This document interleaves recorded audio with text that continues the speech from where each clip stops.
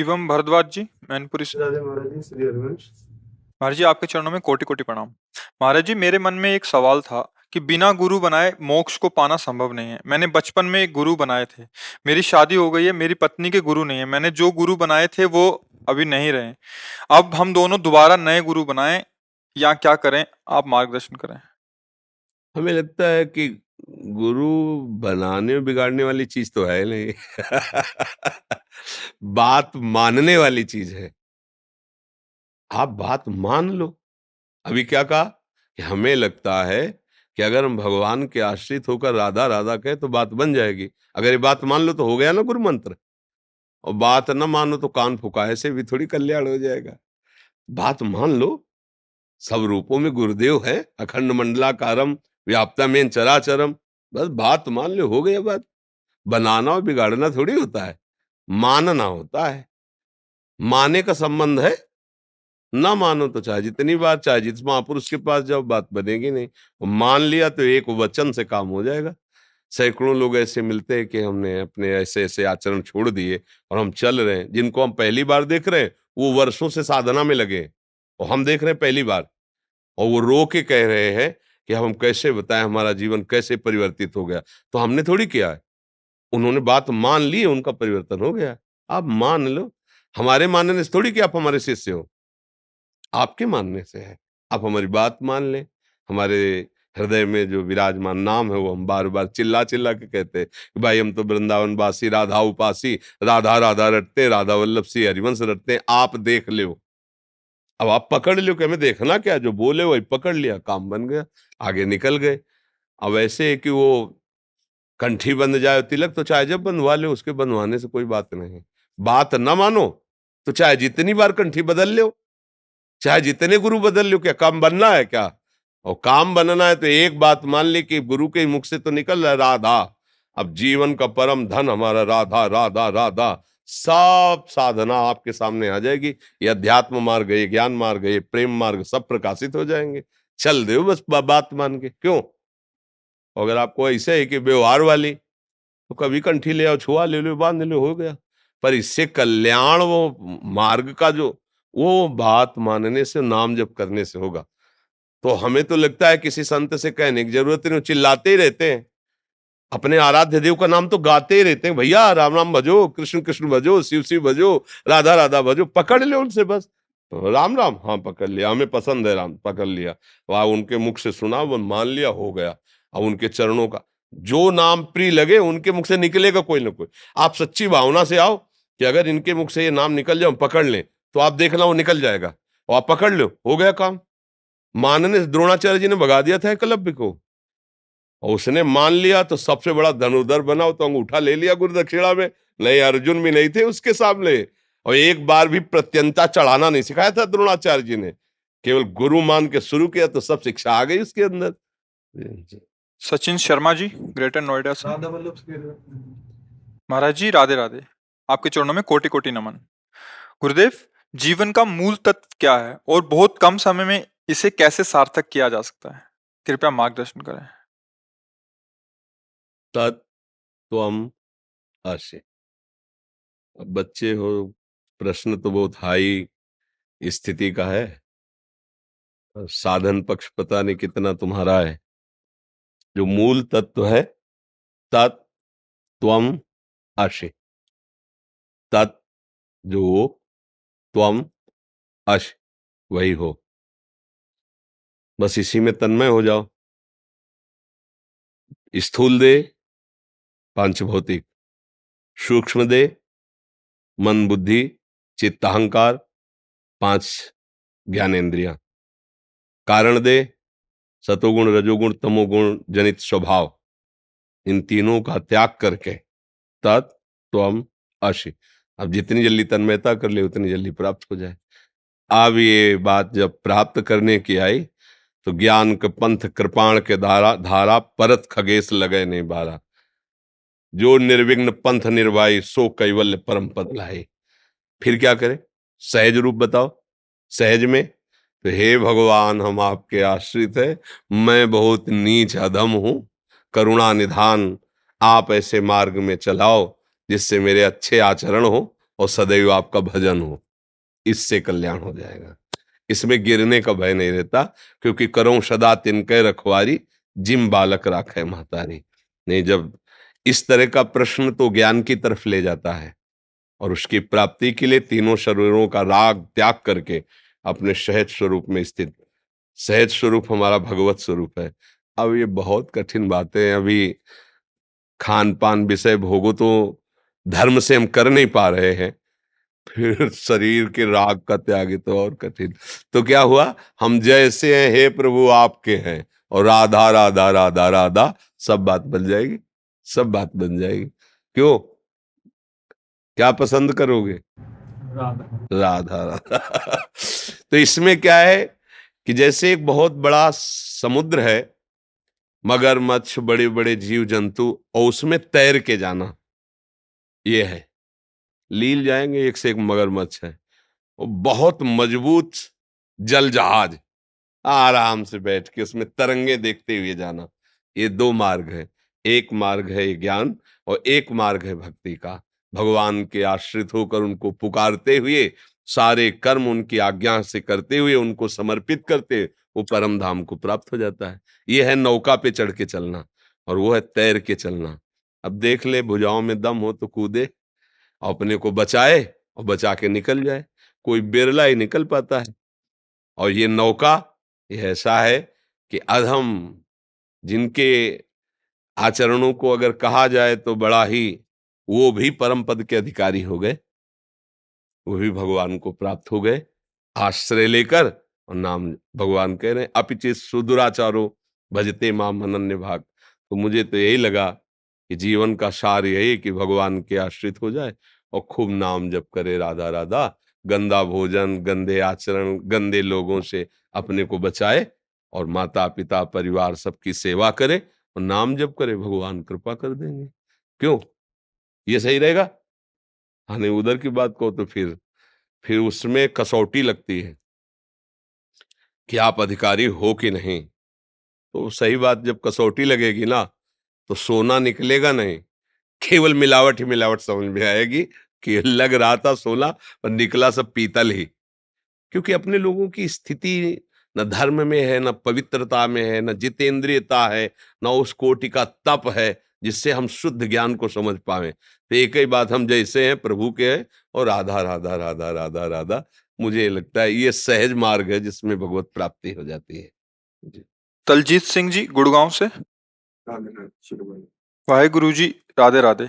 प्रभु जी, आपके श्री चरणों में कोटि कोटि दंडवत प्रणाम। गुरु ग्रंथ साहिब जी ने संत व महापुरुषों को बहुत ही आदर सत्कार से निवाजा है। इसी से प्रेरित होकर सौभाग्य से आपके द्वारा कहे वचनों को सुनकर ऐसा महसूस हुआ जैसे कि आप गुरुवाणी को ही सरल भाषा में समझा रहे हैं। आपके द्वारा नाम सिमरन की विधि अथवा उसके गुणों का व्याख्यान करना मुझ जैसे कलयुगी जीव को सात्विक बल प्रदान कर रहा है। संत द्वार पर प्रभु ने लाकर खड़ा किया है, तो यहाँ से खाली हाथ नहीं लौटना चाहता। आपके श्री चरणों में हाथ जोड़कर प्रार्थना है कि मन, बुद्धि व अंतःकरण की कमजोरियों से बचा रहूं। अतः जो भी मार्ग इस जीवन के बचे हुए हैं, उस वांछा से बची हुई हैं, प्रभु के सिमरन में निकले वो, और इसी मार्ग पर चलते रहने का आशीर्वाद प्रदान करें। वो तो आशीर्वाद है, भगवान ने मनुष्य शरीर दिया, और सबसे बड़ी बात, गुरुवाणी का आश्रय दिया। जिसने गुरुवाणी का आश्रय लिया और गुरुवाणी का मनन किया, उसमें कोई भी सद्गुण की कमी नहीं रह जाती। जो मन बुद्धि हमारे संसार की तरफ आसक्त हो रहे हैं, उसका कारण है हम कहीं न कहीं गुरुवाणी का जो आदेश है उसका उल्लंघन करते हैं। अगर उल्लंघन न करें तो गुरुवाणी में इतनी सामर्थ्य है कि उसका जब मनन करोगे तो मन बुद्धि में इतनी पवित्रता आ जाएगी कि वो नाम को छोड़कर फिर अन्यत्र कहीं जाएंगे भी नहीं। हमारी थोड़ी प्रमाद स्थिति हो जाती है। प्रमाद स्थिति, जो नहीं करना चाहिए उसमें सुख बुद्धि, जो नहीं करना चाहिए उसमें सुख बुद्धि। अब जैसे शरीर की अवस्था ऐसी है, पर मन की वही अवस्था होती है जो उसने पूर्व से अभ्यास किया है। अब हमको बहुत सावधानी के द्वारा वो बार बार हम कहते हैं, जब आप लोग पधारते हैं यहाँ तो एक महामहिम वचन उच्चारण करते हैं, वाहेगुरु का खालसा, वाहेगुरु की फतेह। हमें बहुत अच्छा लगता है, क्योंकि वाहेगुरु का खालसा का तात्पर्य है कि जो गुरुदेव हैं, जो गुरु है, वो परम ईश्वर है, परमेश्वर है, सारा वैभव उसी का है। और जो उनकी वाणी का आदर करता है, जो गुरुवाणी को अपने हृदय में विराजमान करता है, उसकी फतेह हो जाती है। अर्थात वो मन बुद्धि चित्त अहंकार के अधीन नहीं रहता, वो मन बुद्धि को अधीन करके उस परम परमेश्वर में लगा देता है। यही फतेह है। वाहेगुरु का खालसा, वाहेगुरु की फतेह। जो वाहेगुरु के वचनों को मान लिया, ये गुरु ग्रंथ साहब साक्षात गुरुदेव हैं, मूर्तिमान प्रभु हैं, अक्षर अक्षर ब्रह्म है। आप उस बात को मान करके और यदि हम चले तो निश्चित हमारी फतेह होगी। अगर हम आज्ञा उल्लंघन करेंगे तो फिर कुछ भी करें, सफलता हाथ नहीं लगेगी। ये शब्द लिख ले, क्योंकि मोक्ष मूलम गुरु कृपा, इस कृपा का अधिकारी वही होता है जो मंत्र मूलम गुरु वाक्यम, जो गुरु का आदेश, गुरु के शब्द हैं, वही परब्रह्म तत्व का, परमेश्वर का साक्षात्कार कराते हैं। बिल्कुल साक्षात उनके आदेश को मान करके और चल दो तो निहाल हो जाओगे। नहीं, जो नाम मिला है, जो मंत्र मिला है, खूब अंदर ही अंदर उसका हर समय। और हमारा जो मन बेईमानी करता है, वो भजन से हटाने के लिए वो क्या करता है, इस वस्तु को खा लें, आज इस वस्तु को देख लें, आज इसको भोग लें, आज ऐसा कर लें। वो बीच बीच में प्रलोभन देता रहता है, और उसके प्रलोभन में जो नहीं फंसता तो मन फिर अधीन हो जाता है और वो भजनानंदी हो जाता है। और जो उसके प्रलोभन में फंस जाता है तो मन उसको अधीन कर लेता है और फिर विषयानंद में फंसा देता है। भाई यही चाल चल रही। जो गुरु का कृपा पात्र है, साधारण भाषा में कहा जाता है गुरु मेहरबान तो चेला पहलवान। कोई भी विकार उसे परास्त नहीं कर सकता। बस ये कि अक्षर पर टिक जाए, अक्षर अविनाशी सच्चिदानंद का जो आदेश है उस पर टिक जाए, फिर माया नाम की कोई वस्तु नहीं जो आपको परास्त कर सके। अब बहुत कम समय रह गया है जीवन का, पता नहीं कब शाम हो जाए, कब श्वास रुक जाए। तो हर समय अंदर ही अंदर, अंदर ही अंदर खूब नाम जप करता रहे। नाम जापक अगर ऐसा सोचता है मैं नाम जप करूं मुझे शरीर सुख मिले, तो फिर थोड़ा घाटे का विचार है।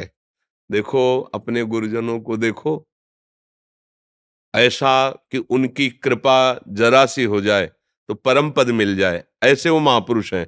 और उनको विधर्मी लोग कितना कष्ट दे रहे हैं, पर वो कहते हैं राम का किया मीठा लागे, सह रहे हैं। इतना बड़ा पावर है उनमें कि वो उनका विनाश एक क्षण में कर सकते हैं, जो उनके शरीर को पीड़ा पहुंचा रहे हैं, सह रहे। और ऊपर से कह रहे राम का किया मीठा लागे। क्या हृदय है महापुरुषों का कि जो उनको कष्ट दे रहे हैं, उनके लिए तो उनके हृदय में कोई बात ही नहीं है, और अपने को अच्छा लग रहा है उनको। और ऐसा कष्ट, तपती हुई बालू में बैठा, मतलब जो धधकती हुई बालू है उस पे ऊपर से गरम आग जैसी छोड़ रहे हैं, पर वो राम का किया मीठा लगे। तभी तो महापुरुष हमारे गुरुदेव हैं, ये करके दिखाया। और सामर्थ्य इतनी है, सब कुछ कर सकते हैं, एक क्षण में भस्म कर सकते हैं। छोटे मोटे जो भूत प्रेत सिद्ध करते हैं, कुछ दिनों में उनकी अपवित्र साधनाएं और वो भूत अधीन हो जाता है, कुछ भी करवा सकते हो। और सबका मालिक जिनके अधीन है नाम के बल से, और उनको कोई शारीरिक कष्ट पहुंचा रहा है वो मुस्कुरा के सह रहे हैं, क्या उनमें सामर्थ्य नहीं? अरे वो विध्वंस मचा दे, एक संकल्प कर दे तो नष्ट कर सकते हैं, लेकिन नहीं, महापुरुषों ने करके दिखाया है कि नाम ऐसा है कि जिसके हृदय में छा जाता है वो सब कष्ट हंस के सह लेता है। पर नाम के भजन का फल वो कष्ट मिटाने में नहीं, दूसरे का कष्ट मिटा देंगे। हमने देखा है, महापुरुषों को देखा है, दूसरे का कष्ट तो मिटाने में देर नहीं है, लेकिन अपने कष्ट को सजा कर भोगते हैं और भोगते हैं। तुम नहीं सह पाओगे, तुम जाओ सुखी रहो, आओ हमारे ऊपर तुम भी आ जाओ, तुम्हारा भी आ जाए, क्या बिगड़ना है यार? जहाँ 100 वहाँ स्वभाव से क्या अंतर पड़ रहा है? लेकिन तुम भजन करो, तुम स्वस्थ रहो, जाओ सुखी रहो, भजन। ऐसा संतों को देखा कि दूसरे का कष्ट स्वयं ले लिया, लेकिन अपने कष्ट को उन्होंने मिटाने के लिए कभी कोई ना संकल्प किया ना इच्छा की। तो इस मार्ग का पथिक बड़ा सूरवीर होता है। हमको इस तरह से चलना है कि चाहे कोई गाली दे, अपमान करे, चाहे हमारा मन ही हमको जलाए और भोगों की तरफ खींचे, लेकिन अब नहीं। हम अब तो नाम की लौ लग गई। अब नाम की हमारे अंदर स्मृति सुमिरन की वृत्ति आ गई। अब इसे नहीं छोड़ेंगे। जो त्रिभुवन की राजलक्ष्मी देने पर भी आधे पल के लिए भी अपने प्रभु का स्मरण सुमिरन नहीं छोड़ता, वही परम महाभागवत कहा जाता है। वही संसार पर विजय प्राप्त कर लेता है। बड़ी कृपा है और खूब नाम सुमिरन करो और गुरु वाणी के आश्रित रहो। गुरु वाणी देखो, गुरु गुरु है। आप हमारे बोलो, पराये बोलो, उनके बोलो, गुरु गुरु है, यही शब्द लगता है। सदगुरु गुरु यही लगता है ना, तो वो एक ही है। वो एक ही है, उसे कुछ भी नाम दे के पुकारो, वो एक ही है। इसीलिए हर समय नतमस्तक होकर गुरुवाणी का पालन करो, अपने आप निहाल हो जाओगे। अब मस्ती आ जाएगी, अद्भुत मस्ती आ जाएगी। देखो, हम सबके शरीर एक ही पंचभूत से बने हुए हैं। पोशाकें अलग अलग हो सकती हैं, घाट अलग अलग हो सकते हैं, लेकिन जिस रस का स्वादन करना है वो परमेश्वर एक ही है। चाहे कुछ भी बोलो, अलग अलग पंथ, अलग अलग ग्रंथ, अलग अलग मंत्र, लेकिन जो ग्रंथ पंथ और मंत्र है, उसका कंत माने इष्ट ईश्वर, वो एक ही है। जब ये बात समझ में आ जाती है ना, तो फिर ये भेद की जो मेड़ है ना, वो सब हट जाती है। फिर पूरा चराचर जगत अपने ही स्वामी का पसारा दिखाई देता है और वो आनंदित होता है। जैसे अपनी जबान से अपनी दांत कट जाए तो किसको दोष देंगे, ऐसे ही वो पूरे विश्व को अपना स्वरूप देखता है। अगर उसे कोई काटे, मारे, पीटे, तो किसी को दोष वो सह लेता है। भगवत आनंद में इतनी सामर्थ्य है, वो सब सह लेता है। श्रुति शर्मा जी, श्री रुड़की हरिवंश से। गुरुदेव भगवान। गुरुदेव, आपके चरणों में कोटि कोटि प्रणाम। गुरुदेव, आपने 1 जून के सत्संग में बताया था कि घोर विषय को तारने में समर्थ है, बस वृंदावन का आश्रय ले लो। जो बाहर हैं उन्हें जब समय मिले तब वृंदावन आ गए तो वृंदावन वही गति प्रदान करेगा जो यहाँ के वास करने वाले को है। मैं भी घोर विषय हूँ, बस मैं अपने आचार्य श्री हरिवंश चंद्र की हूँ। मैं जब कभी वृंदावन नहीं आ पाती तो मैं देववन चले जाती हूँ। वहां जाना मेरे आश्रय में कहीं कमी तो नहीं महाराज? नहीं नहीं, अपने आचार्य की लीला भूमि है, एक ही बात है। निष्ठा में रहो, पर वो निष्ठा और आश्रय का मतलब है जिसका हमने आश्रय लिया वो हमारे चिंतन से नहीं हटना चाहिए, वो हमारे चिंतन में बना रहना चाहिए। चिंतन ही प्रधान वस्तु है। अगर हम चिंतन कर रहे हैं प्रियाजू का, प्रीतम जू का, चिंतन कर रहे हैं वृंदावन का, तो हम वृंदावन में ही हैं। हमारा जहाँ चिंतन होता है वहीं उपस्थिति मानी जाती है। जी हाँ, बढ़िया बोला है। प्रयास किया है, बढ़िया बोला है। पूरी ऐसे भरी हुई है। हाल है, ठीक है, अच्छा है। जी।